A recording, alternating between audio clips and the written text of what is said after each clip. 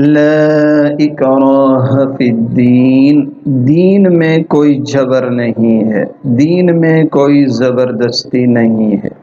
قد تبین الرشد من الغی، تحقیق ہدایت واضح ہو چکی گمراہی سے، بالیقین ہدایت واضح ہو چکی من الغی گمراہی سے۔ فمن یکفر بالطاغوت، پس جس نے انکار کیا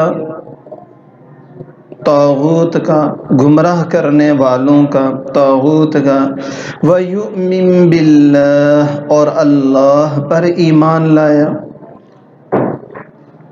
فَقَدِ اسْتَمْسَكَ بِالْعُرْوَةِ الْوُثْقَىٰ، پس تحقیق اس نے پکڑ لیا، اس نے تھام لیا، بِالْعُرْوَةِ الْوُثْقَىٰ مضبوط کڑا، اس نے پکڑ لیا مضبوط کڑا، لا انفصام لها، جس کے لیے ٹوٹنا نہیں ہے، واللہ سمیع علیم، اور اللہ تعالی خوب سننے والے، خوب جاننے والے۔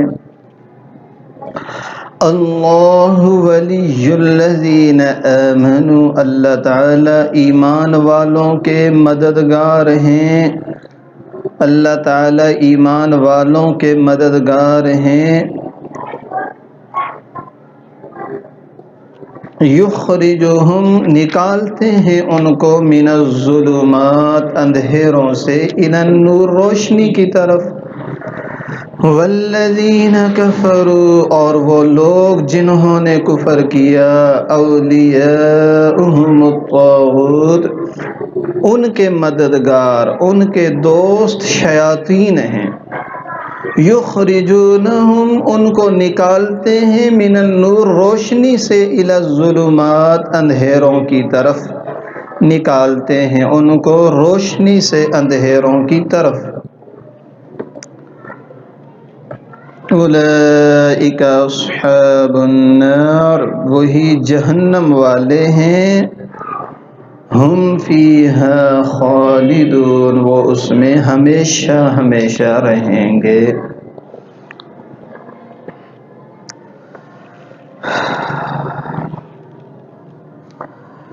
آج کے سبق میں ایک انتہائی اہم بات ہے کہ دین میں کوئی جبر نہیں ہے، لا اکراہ فی الدین، دین میں کوئی جبر نہیں ہے، اور دین اسلام کے اندر داخل ہونے میں، اسلام قبول کرنے میں کوئی جبر نہیں ہے۔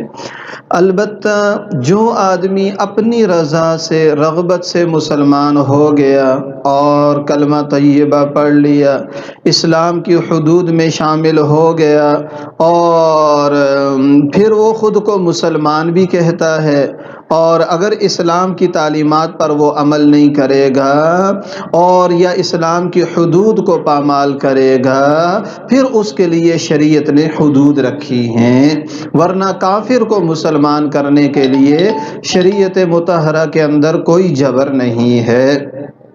یہ جو ایک اعتراض کیا جاتا ہے کہ جہاد میں جبر ہے، دین اسلام میں جہاد ہے اور جہاد تو جبر کا نام ہے، یہ بات غلط ہے۔ جیسے اس دن کے سبق میں گزر گیا کہ جہاد تو دفع فساد کا نام ہے، جہاد کا تعلق دین کے قبول کرنے یا نہ کرنے کے ساتھ نہیں ہے، بلکہ جہاد کا تعلق تو رفع فساد کے لیے ہے، لہذا دین اسلام میں کوئی جبر نہیں ہے۔ ایک بڑھیا تھی، نصرانی عورت تھی، حضرت عمر رضی اللہ تعالیٰ عنہ نے اس سے کہا کہ آپ مسلمان ہو جائیں۔ اس نے کہا انا عجوز کبیرہ والموت الی قریب، میں بہت بوڑھی ہو چکی ہوں، موت کے قریب ہوں، اب اپنا دین نہیں چھوڑ سکتی۔ حضرت عمر نے فرمایا ٹھیک ہے، لا اکراہ فی الدین کی تلاوت فرمائی کہ دین اسلام میں تو جبر نہیں ہے، اور چونکہ دین کا تعلق تو دل کی تصدیق کے ساتھ ہے، اقرار باللسان و تصدیق بالقلب، اور دل جبر کو قبول نہیں کرتا۔ ہمارے ایمان کا تعلق تو تصدیق قلبی کا نام ہے، دل کا نام ہے، اور جو دل ہے وہ جبر کو قبول نہیں کرتا۔ جبر کے ذریعے سے آدمی کے افعال کو، اعمال کو تبدیل کیا جا سکتا ہے، دل کی بات کو تبدیل نہیں کیا جا سکتا۔ جیسے ہم کسی پر جبر کریں، اس کو ماریں کہ یہ کام کرو اور وہ کر بھی دے تو دل اس کا نہیں مانے گا، ظاہری طور پر وہ کام کر لے گا۔ تو جبر انسان کے جسم پر ہو سکتا ہے، ظاہری اعمال پر ہو سکتا ہے، زبان سے بولنے پر ہو سکتا ہے، یاد رکھیے دل پر جبر نہیں ہو سکتا ہے۔ اور ایمان تو نام ہی دل سے ماننے کا ہے، لہذا اسلام میں تو جبر کا سوال ہی پیدا نہیں ہو سکتا جب دل پہ جبر ہو ہی نہیں سکتا ہے، اور لہذا اسلام میں کوئی جبر نہیں ہے۔ اور جیسے میں نے عرض کر دیا کہ جہاد وہ تو اس کے منافی نہیں ہے۔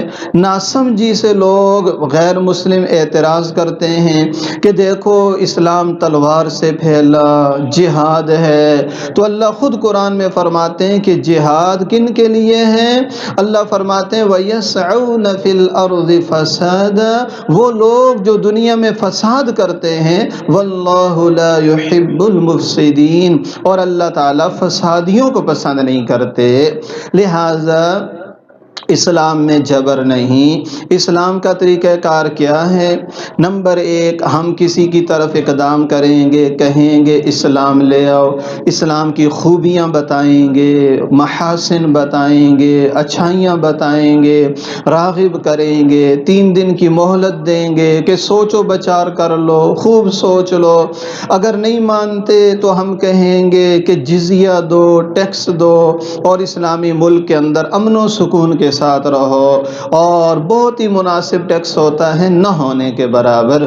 اور اگر یہ بھی نہیں ہے، اسلام بھی قبول نہیں کرتے ہو، جزیہ بھی نہیں دیتے ہو، اور تیسری صورت پھر جہاد ہے کہ اب میدان جنگ میں آ جاؤ، کہ اگر تم جزیہ دے کر رہو تو رہو، ہمیشہ اسلامی ملک میں غیر مسلم رہے ہیں اور بڑے سکون کے ساتھ رہے ہیں۔ اگر دین میں جبر ہوتا تو وہ غیر مسلم اسلامی ملک میں نہ رہ سکتے۔ اور دین اسلام یہ کہتا ہے کہ دیکھو جہاد میں صرف فساد دور کیا جاتا ہے۔ یہی وجہ ہے کہ جب جہاد کیا جاتا ہے تو ان لوگوں کو جو فساد پر قادر نہیں، اسلام کہتا ہے عورتوں کو، بچوں کو، بوڑھوں کو، اپاہج معذوروں کو، ایسے عبادت گزاروں کو جو ایک جگہ بیٹھ کے اپنی عبادت میں لگے ہیں، دنیا ما فیہا سے بے خبر ہیں، ان کو قتل نہیں کرنا ہے۔ کیوں؟ اس لیے کہ یہ فساد کرنے پر قادر نہیں ہے۔ جو فساد نہیں کرے گا اس کے قتل کا اسلام حکم نہیں دیتا، اور جو فساد کرے گا اس کی مثال موذی جانوروں کی طرح ہے، جیسے سانپ ہے، بچھو ہے، گھروں میں اگر ہو، ڈنگ مارتا ہو تو کوئی بھی سمجھدار آدمی یہ نہیں کہے گا کہ اس کو مت مارو، بلکہ سب کہیں گے کسی نہ کسی طرح اس کو گھر سے نکالو، اس کو مارو۔ اسی طرح یہ جو کافر فساد مچاتے ہیں اولئک کالانعام بل ہم اضل، امام غزالی فرماتے ہیں 3 قسم کے جانور ہوتے ہیں۔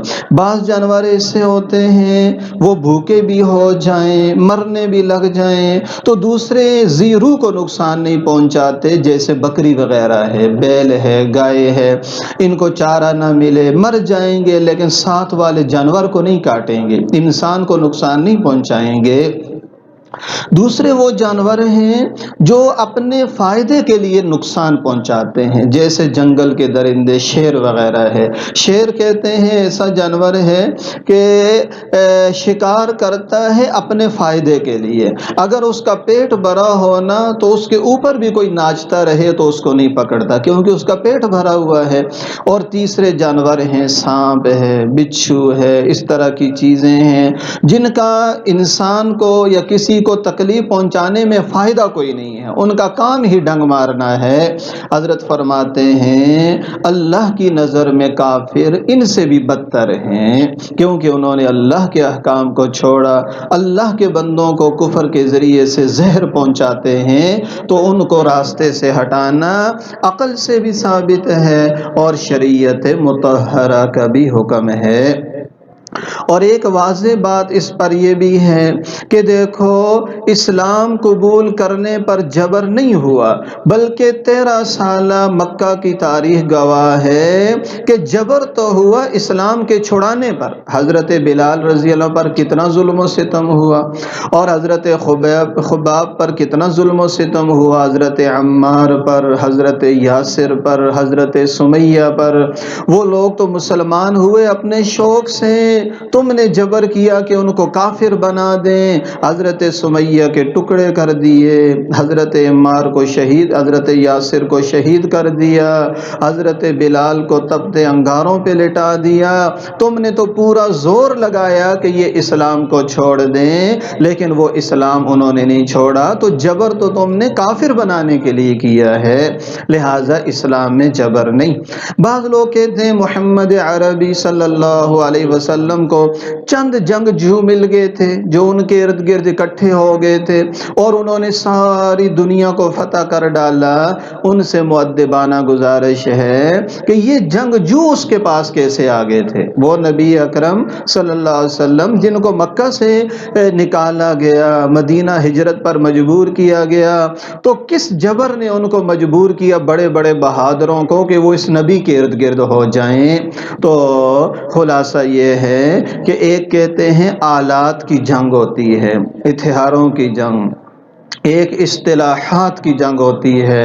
باطل والے سوچ سمجھ کر ایسے جملے ایجاد کرتے ہیں جو بڑے خوش نما ہوتے ہیں، امت مسلمہ اس کے دھوکے میں آ جاتی ہے۔ جیسے کہتے ہیں کہ ہم دہشت گردی کے خلاف ہیں، تو ہر عقل مند کہتا ہے دہشت گردی کے خلاف ہے آدمی، لیکن ذی عقل آدمی سوچتا ہے کہ جس کو تم دہشت گرد کہہ رہے ہو یا دہشت گردی، وہ ہے بھی یا نہیں ہے۔ اور اسی طرح کہتے ہیں جیسے بچے دو ہی اچھے، نعرہ کتنا خوش نما ہے، چھوٹا خاندان زندگی آسان، اور اس طرح یہ نعرے خوش نما بناتے ہیں اور ان کے پیچھے ان کے اپنے بڑے بڑے مقاصد ہوتے ہیں۔ پھر جو لوگ ان کی مخالفت کرتے ہیں تو کہتے ہیں یہ جدت کے خلاف ہیں، کہتے ہیں یہ دہشت گردوں کا ساتھ دیتے ہیں۔ تو سمجھدار آدمی جانتا ہے کہ یہ نعرہ ایجاد کس نے کیا، ان کے پیچھے ان کے مقاصد کیا ہیں، حقائق پر نظر ڈالنی چاہیے۔ تو دین میں کوئی جبر نہیں ہے اور جہاد قیامت تک جاری رہے گا، کسی کو اچھا لگے تب بھی جاری رہے گا اور کسی کو اچھا نہ لگے تب بھی جاری رہے گا۔ حضور فرماتے ہیں کسی ظالم کا ظلم بھی نہیں روک سکتا، کسی عادل کا عدل بھی نہیں روک سکتا۔ اور البتہ جو آدمی اسلام لے آئے گا اپنے شوق سے، رضا سے، رغبت سے، پھر اگر وہ اسلام کا لیبل بھی لگائے اور کام ایسے کرے جو اسلام کے مخالف ہیں، تو بے شک اس کے لیے شریعت نے حدود رکھی ہیں۔ لا اکراہ فی الدین، دین میں جبر نہیں ہے، دل پہ جبر ہو ہی نہیں سکتا ہے۔ اور دین پہ جبر کی ضرورت کیا ہے؟ اللہ فرماتے ہیں قد تبین الرشد من الغی، دلائل کے ذریعے سے ہدایت گمراہی سے واضح ہو چکی، دلائل کے ذریعے سے ہدایت گمراہی سے واضح ہو چکی۔ تو جتنے عقل مند افراد ہوتے ہیں وہ دلائل کو دیکھتے ہیں کہ کس طرف کی باتیں مضبوط ہیں، دلیلیں مضبوط ہیں۔ تو جب اسلام کے دلائل اور اسلام کا جو عنوان ہے اور اسلام کے جو احکام ہیں وہ مضبوط ہیں، تو گمراہی اور اسلام واضح ہو چکے ہیں، تو جو ایمان لائے گا اپنے دل کی خوشی سے لائے گا، کوئی اختلاط ہے ہی نہیں ہے۔ اب فرمایا جس نے طاغوت کہتے ہیں گمراہ کرنے والوں کو، سرکشی کرنے والوں کو، جو بھی طاغوت کا انکار کرے، گمراہ کرنے والوں کا، شیطان کا، شیطانی ٹولوں کا انکار کرے اور اللہ پر ایمان لائے، اس کو سمجھانے کے لیے کہ دیکھو یہ آدمی جہنم سے بچ گیا، اس کو ایک حصی مثال سے سمجھایا گیا کہ نیچے پانی ہو، سیلاب ہو، گہری کھائی ہو، سب اس میں گر رہے ہوں، ایک آدمی کے ہاتھ میں مضبوط کڑا آ جائے اور وہ اس کو مضبوطی سے پکڑ لے تو یہ آدمی اس گرنے سے بچ جائے گا۔ اور اسی طرح جس نے ایمان لایا اور اللہ رسول کو مان لیا تو وہ کفر و شرکی اور جہنم کی کھائی سے بچ جائے گا۔ اور اس لیے فرماتے ہیں نا، اللہ فرماتے ہیں لا انفصام لہا، اسلام کا کڑا ٹوٹتا نہیں ہے، اتنا مضبوط ہے۔ البتہ کوئی اپنے ہاتھ سے چھوڑ دے تو چھوٹنا اور بات ہے اور ٹوٹنا اور بات ہے۔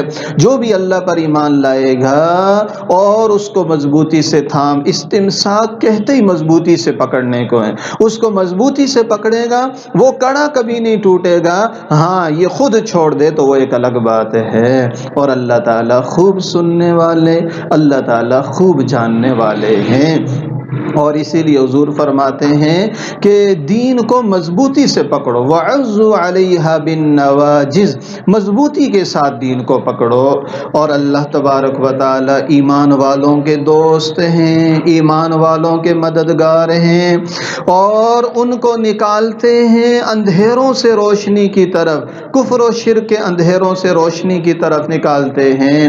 اور جو کافر ہیں ان کے دوست شیاطین ہیں، ان کو روشنیوں سے اندھیروں کی طرف لے جاتے ہیں، اور یہی کافر جہنم والے ہیں، اس میں ہمیشہ ہمیشہ رہیں گے۔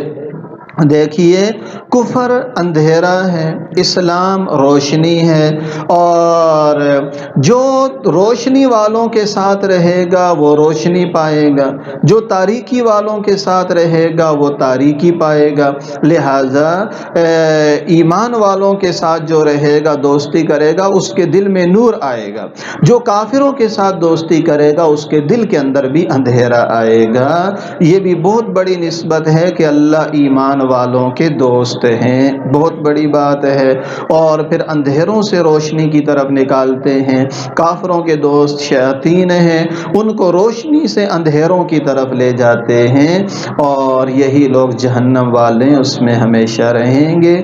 اللہ تبارک و تعالی ہمیں اسلام کے محاسن کو، خوبصورتی کو اور بہترین احکام کو دل و جان سے مان کر عمل کی توفیق عطا فرمائے۔